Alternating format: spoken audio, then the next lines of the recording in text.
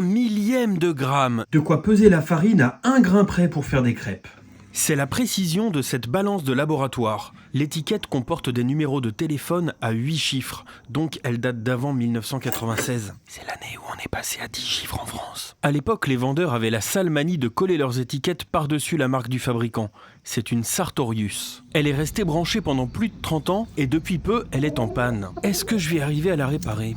À tous les coups, c'est le bloc d'alimentation, comme la dernière fois. 14,5 volts, 530 milliampères. On a affaire à des gens précis.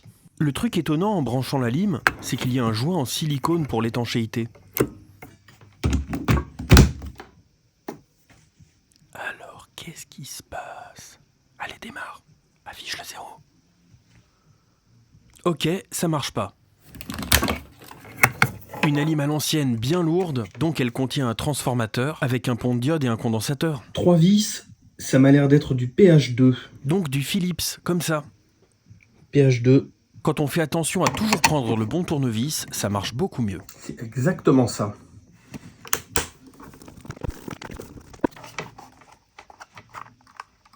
Est-ce que vous allez remarquer le truc bizarre qui est là-dedans ?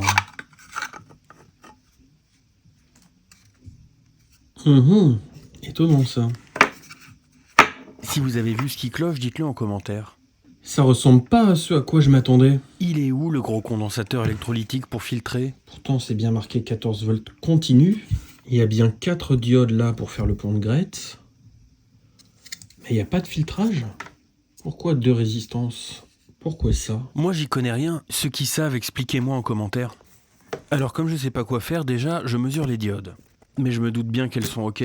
Tout ça c'est cohérent. Ça par contre c'est pas gagné que la mesure marche. Pour faire une bonne mesure, il est toujours préférable de démonter le composant. Non, ça a pas l'air de marcher. Il faudrait le dessouder. Je vais pas le faire.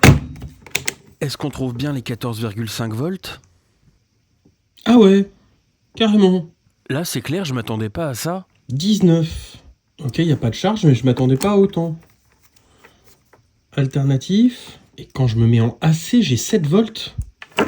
Je me demande la tête que doit avoir. Je veux regarder la forme de ce qui sort à l'oscilloscope, mais c'est juste par curiosité.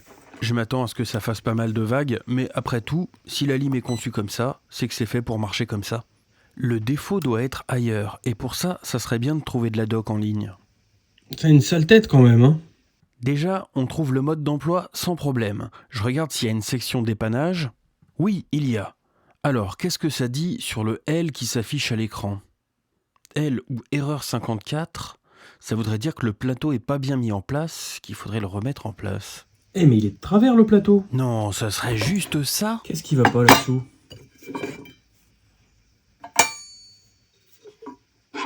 Il y a un détrompeur et il n'était pas en face du trou. Ça va mieux ça ?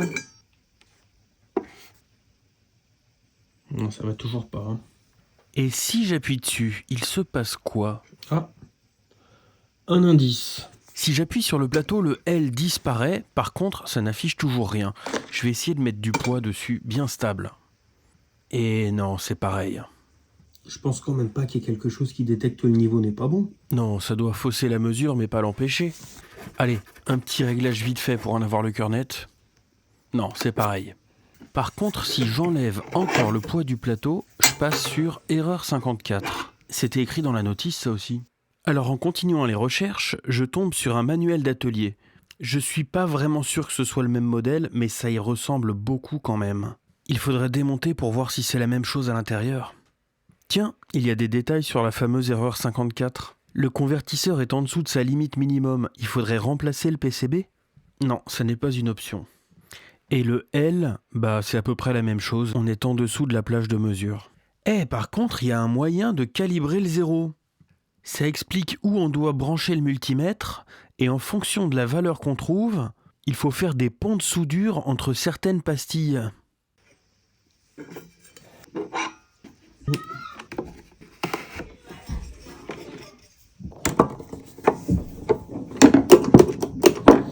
Ah, je sais ce qui coince. On va faire sauter la garantie. Alors, qu'est-ce qu'on va découvrir là-dessous ? Waouh, mais c'est trop beau ce truc ! comment ça marche? Je m'attendais pas du tout à ça. C'est un bloc d'alu avec un usinage hyper bizarre pour qu'on puisse mesurer sa déformation sous un microgramme. Je sais pas si c'est si fragile ou si c'est solide, ou si c'est ça qui pose problème ou si c'est électronique. Il y a des gens qui s'y connaissent en balance de précision ici? Ces fils, ils ont l'air plus fins que des cheveux. Bon, mais le problème, c'est que ça ressemble pas trop à ce que j'ai vu dans le service manuel. Le PCB principal, il est super beau, mais c'est pas le même que dans la doc. Mais quand même, après plus de 30 ans, c'est quand même super clean, hein. Ça, c'est des ajustements. Les fameux ponts de soudure comme dans la doc, mais pas pareil. Et voilà, c'est triste, mais ça s'arrête là. J'ai pas de solution, j'ai pas la bonne doc, j'y connais rien. Alors, je peux pas régler le problème. Je vous partage ça quand même, j'espère que c'est intéressant. Et avec un peu de chance, y a quelqu'un qui va m'aiguiller sur la bonne piste. Merci d'avoir regardé jusqu'au bout.